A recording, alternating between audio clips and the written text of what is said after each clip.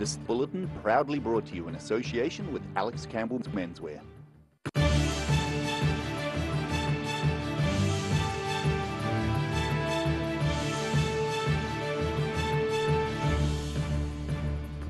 Tonight on The South Today, a new recreational fishing wharf has opened at Port Chalmers. Invercargill Rotary's 40th annual fundraising book sale is getting underway. And a Dunedin woman has been elected president to the Pacifica International Organisation.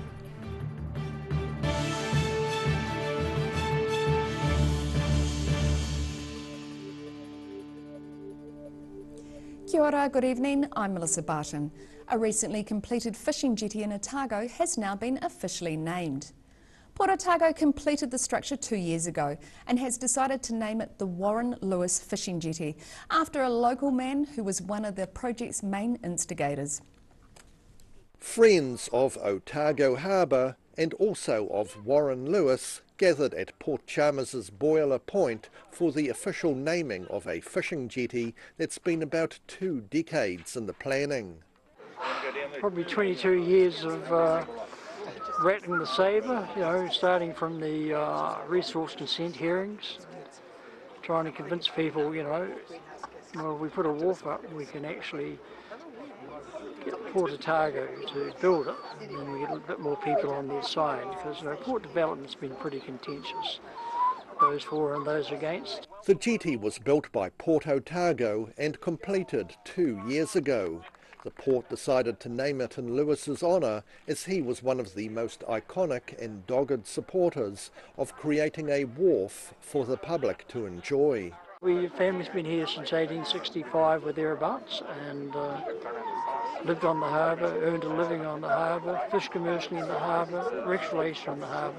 I'm passionate about recreational fishing, I'm passionate about the water quality in the harbour, but I'm also passionate about the public to have a spot to go fishing and enjoy themselves.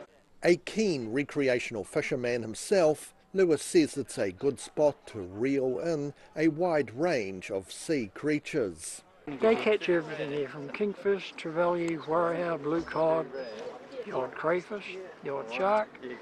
They catch everything here. In addition to the wharf, new public toilets and a walkway have also been added to the area. In Dunedin, The South Today. Queenstown's Coronet Peak and the remarkable ski fields will have to rely on specialist New Zealand and Australian workers to keep the facilities running. This comes as border restrictions continue to halt the flow of ski field workers from further afield. While other ski fields have been able to get special visas for skilled snow groomers, the New Zealand Ski Company is yet to be granted any visas. General Manager Paul Anderson says it was now a race against time, with 4 experienced groomer operators required. Without a full staff, limits might have to be placed on the amount of terrain park and a number of groom runs open to the public, especially after snow dumps. The Ministry of Business, Innovation and Employment was asked for comment but could not respond in time yesterday. Today marks the start of Invercargill Rotary's 40th annual fundraising book sale. Our South Today reporter was able to browse the range of books on display at the Civic Theatre before doors open this afternoon to kick off the 4-day event. After missing out on last year due to COVID-19, the annual Invercargill Rotary Club book sale is back with between 30 and 50,000 second-hand books filling the Civic Theatre. Organiser Richard Russell says this year's selection of material is excellent. I suppose the major part of the sale is the paperback fiction area. But this year we've got a lot more on New Zealand as a country. And we've been overwhelmed by the amount of good quality books coming in for the children's section. Russell attributes the supply of great reads in part to people downsizing their collections. I think during the year I've noticed that more people are probably going into rest homes, some of the older population, and we've got a lot more stock from people's estates. Rather than destroying them, they're giving them to us to recycle.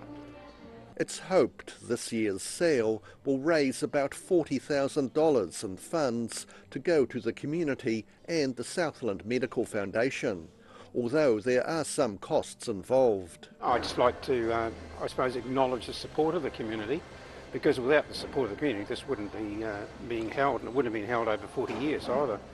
And we'd also like to acknowledge the support of some of our sponsors, and in particular petrol stations of the province, who actually put themselves out to be a collection point for our stock. The second-hand book sale is set to run until Sunday. In Invercargill, the South Today. The University of Otago Council has decided to spend almost $200 million on creating a new facility at its Christchurch campus. After years of planning, work on the 6-level building is set to begin. The university's Christchurch campus is a training base for medical students, as well as providing facilities for medical research. The building will contain 4 floors of laboratories, as well as offices and teaching facilities for nursing studies, psychological medicine, pathology and biomedical science. It is hoped the new building will be open in 4 years' time. A Dunedin woman has become the newly elected National President of Pacifica Incorporated. The national organisation provides support and fellowship for women in New Zealand who are living in a Pacific Island culture. Reverend Alofa Lale visits Punavai Ole Atamai Preschool in Dunedin to share traditional Samoan stories and songs as part of Samoan Language Week. She's been elected as the new president of Pacifica Incorporated, which is an organisation providing fellowship for Pacifica women throughout the country. It's a lovely way to get together with Pacific women from all over the country and just to share our stories. And at our last AGM in Christchurch, where I was elected then to president, we had about 120 women from across the country. It was great.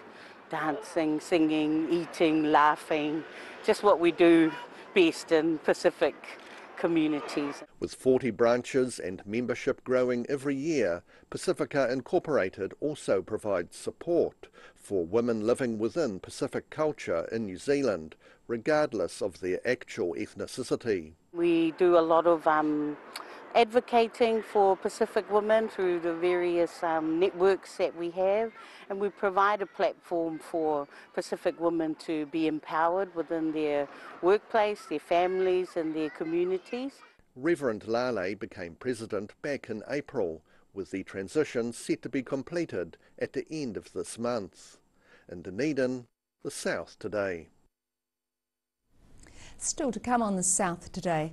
Christchurch looks set to get a new sports centre for Christmas in Hagley Park, and we have this week's edition of Global Insight with Professor Robert Patman. So see you after the break.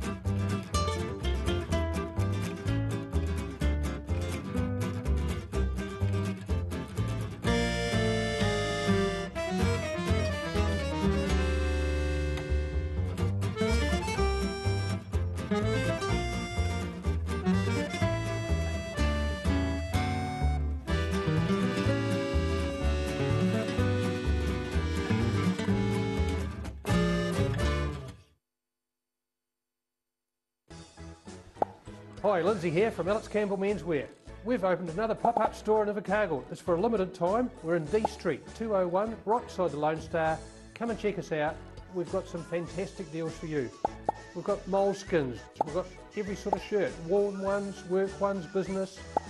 merino knitwear, jeans, trousers, you name it, the list goes on. It's such a big deal. Come and see us. Alex Campbell Menswear, it fits. Alex Campbell Menswear, pop-up store, D Street, Invercargill. A poorly maintained heat pump can lose up to 35% of its output. The Mr. Heat Pump Cleaner team are experts. Their specially developed chemical wash is totally biodegradable. Call Mr. Heat Pump Cleaner and get the job done by the professionals.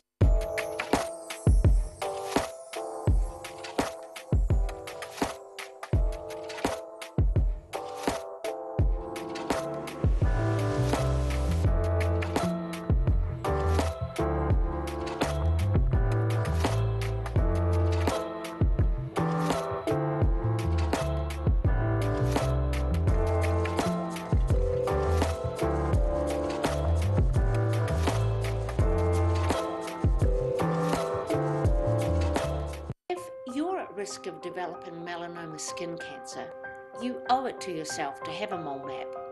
Mole map is coming to your area. Phone today to make an appointment. It could save your life. Ah, TV, our favourite babysitter. But it can be tough keeping up with what our tamariki are watching. Luckily, the Broadcasting Standards Authority has made some smart changes to the classification labels. Ooh! Plus changes to the time of day certain rated shows will air and awesome new parental lock features, meaning your babysitter's job is safe. Find out more at safeviewing.co.nz.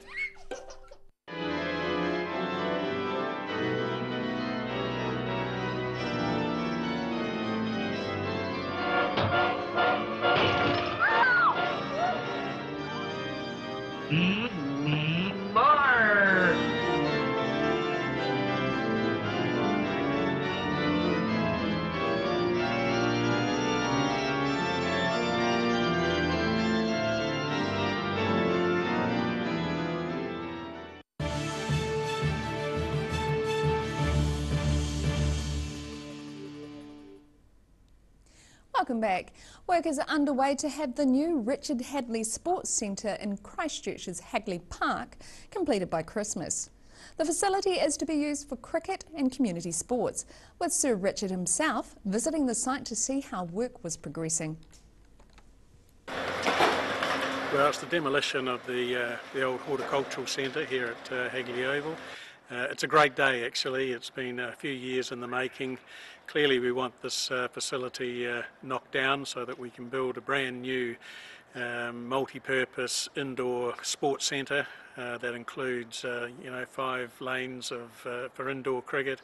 You can pull the net back and use other sports like futsal, maybe netball, maybe kids to kick a soccer ball around and play hockey or something like that. So it's a multi-purpose community venue now that we're looking to establish here at Hagley Oval, and that really completes all the facilities that Hagley needs to be a premier international cricket ground, certainly here in New Zealand. As far as my involvement's concerned, it's 3 years.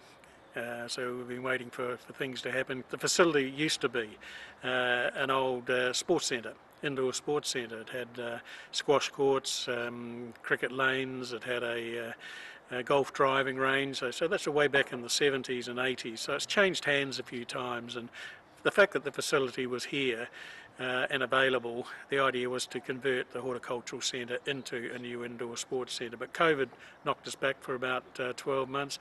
Had time to rethink about the whole concept, and it was just as good financially wise to knock it down and build a new one for the same sort of money.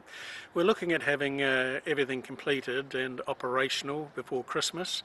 It certainly has to be up and running for the Women's Cricket World Cup, which is February, March of next year. It'll have some nice big changing, multi-purpose changing facilities for men and women, which is great, and the support has been good, but clearly there's a shortfall of funding at the moment, so it gives us another sort of 12 to 18 months to raise the necessary shortfall to complete the project. In today's Global Insight, Professor Robert Patman says Russia has reacted angrily to a Ukraine national football team jersey that bears a map which includes Crimea. The region was annexed by Russia 6 years ago, but Vladimir Putin may actually just be stirring trouble as a distraction from growing economic and political problems at home. The line between sports and politics was blurred again this week when the Ukraine football team angered Russian politicians with a map that includes Crimea. Not sure what all that's about? Let's find out. Welcome, Robert. Morning, Bruce. What is the significance of this map that is on the jersey of the Ukraine football team? Well, Russia annexed Crimea, that territory, and is also involved in eastern Ukraine since 2014.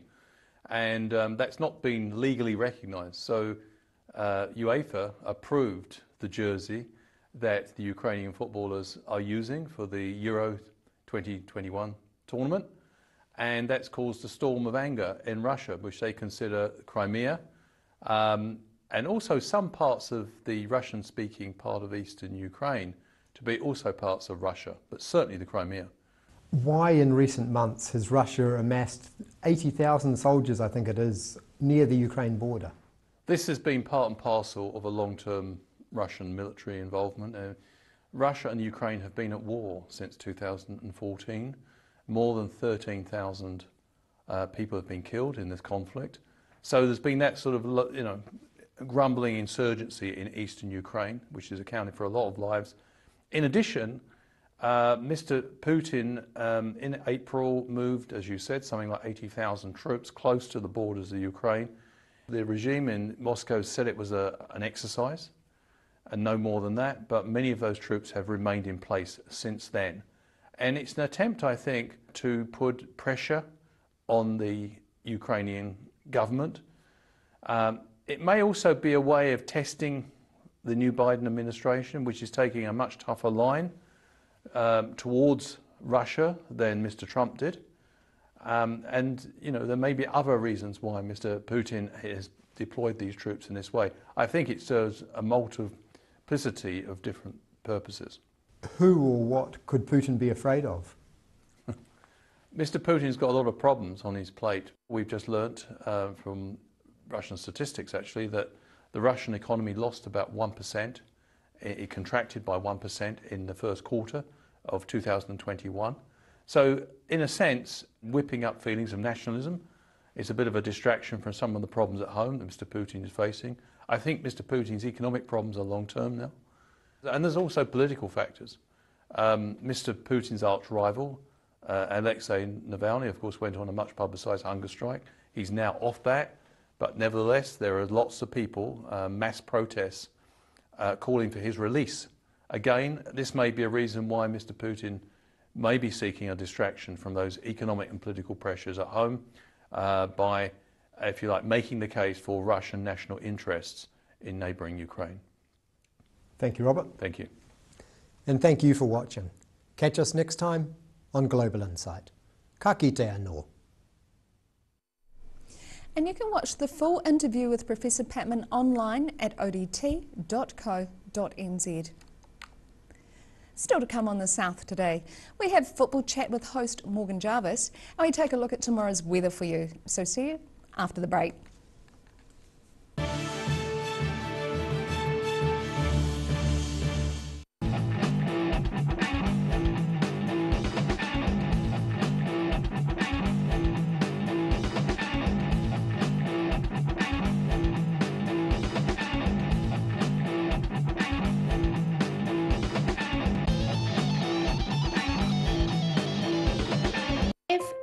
Risk of developing melanoma skin cancer, you owe it to yourself to have a mole map. Mole map is coming to your area. Phone today to make an appointment. It could save your life. A poorly maintained heat pump can lose up to 35% of its output. The Mr. Heat Pump Cleaner team are experts. Their specially developed chemical wash is totally biodegradable. Call Mr. Heat Pump Cleaner and get the job done by the professionals.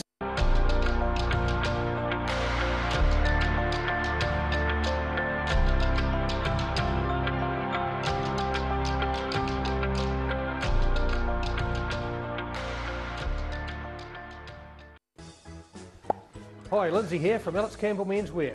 We've opened another pop-up store in Invercargill. It's for a limited time. We're in D Street, 201, right beside the Lone Star. Come and check us out. We've got some fantastic deals for you.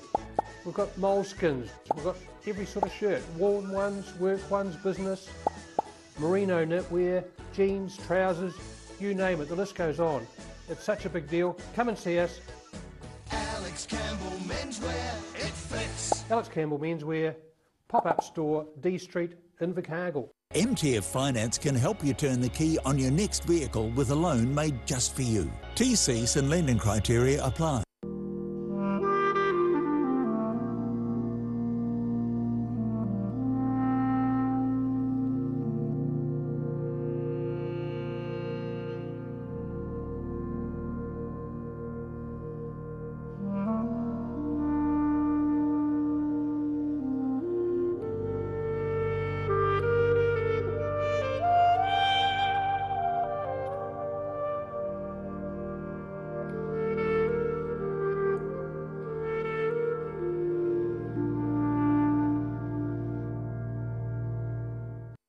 Where did you get that furniture from? Stafford Street and my mate John. Queen's Birthday Double Dipper. Missed out on my mate John's Queen's Birthday sale? Just keep calm and carry on to Stafford Street, because John's extended it for one final weekend. Queen's Birthday Double Dipper for one final weekend at John's Furniture Warehouse, Stafford Street. That furniture from Stafford Street and my mate John.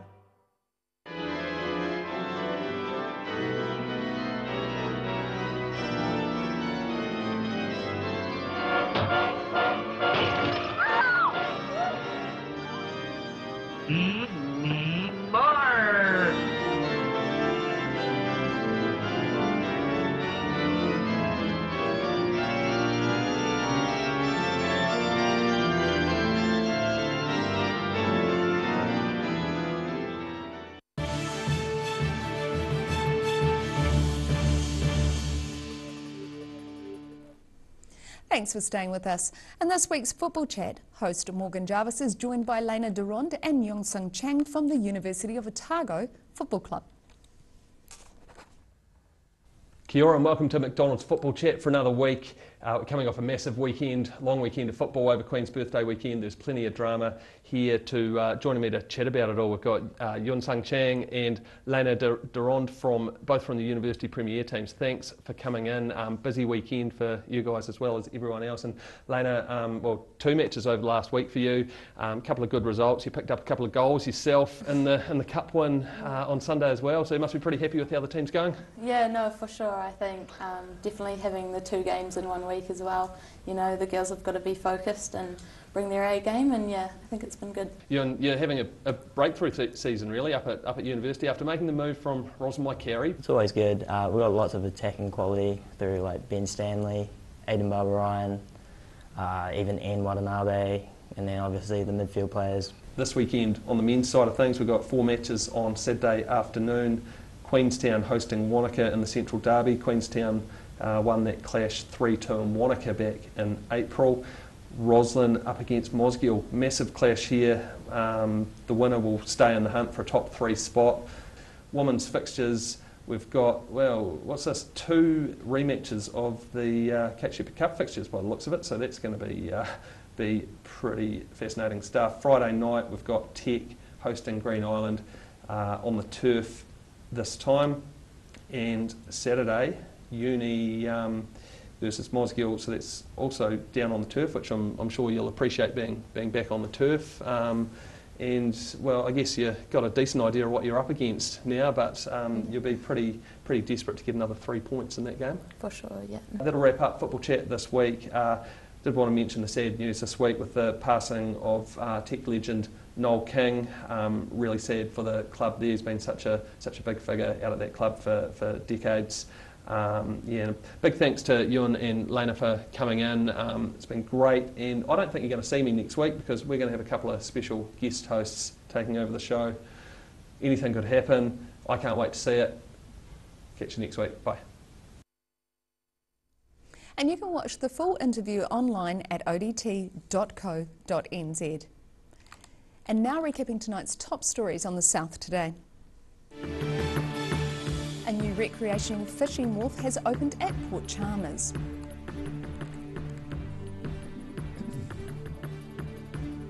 Invercargill Rotary's 40th annual fundraising book sale is getting underway. And a Dunedin woman has been elected president to the Pacifica International Organisation.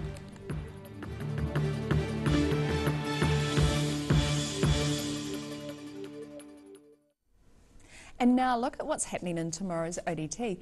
Welcome, Editor Barry Stewart. What have you got for us? Hello, Melissa. Well, a good talking point is COVID vaccinations, and everybody is talking about those. So the ODT tomorrow is asking the questions of authorities about have we got enough vaccination and what is the plan? Vaccinations and what is the plan?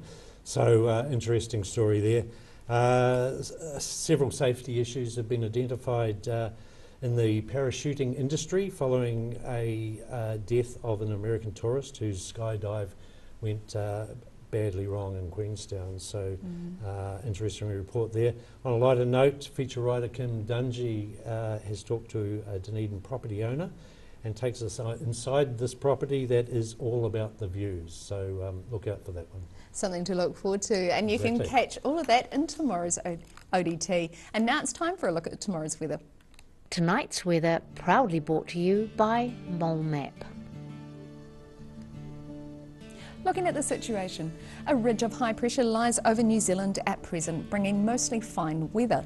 A milder northerly airstream will spread over the country this weekend as a low pressure system moves across the Tasman Sea towards the South Island. Starting at the northwest of the South Island, showers in Westport with 15 degrees and 13 in Greymouth with rain. Moving to the northeast, partial cloud here with 16 degrees in Nelson and Blenheim.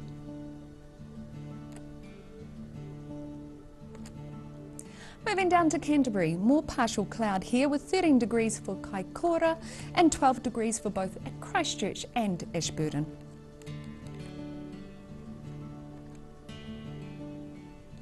Heading to the southern towns, light winds, fine weather and 11 degrees for the Catlins, Balclutha, Lumsden and Gore.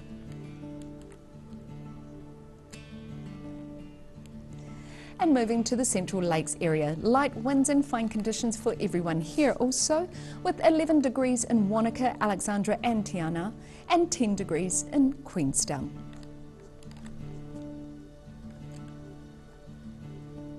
Moving to the northern towns, light winds and some cloud on the coast with 12 degrees in Timaru and Oamaru.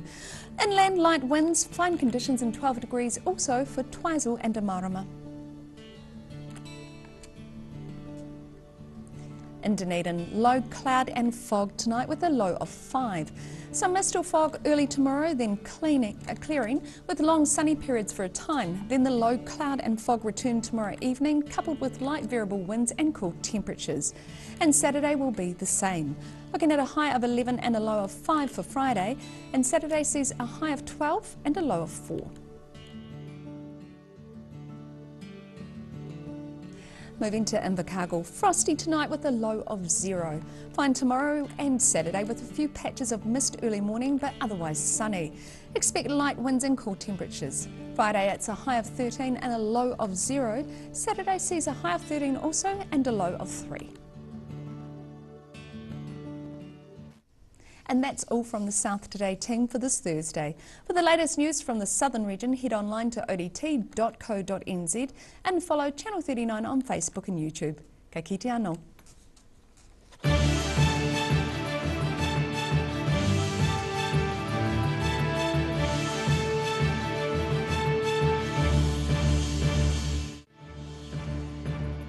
This bulletin proudly brought to you in association with Alex Campbell's Menswear. Supporting local content so you can see more of New Zealand on air.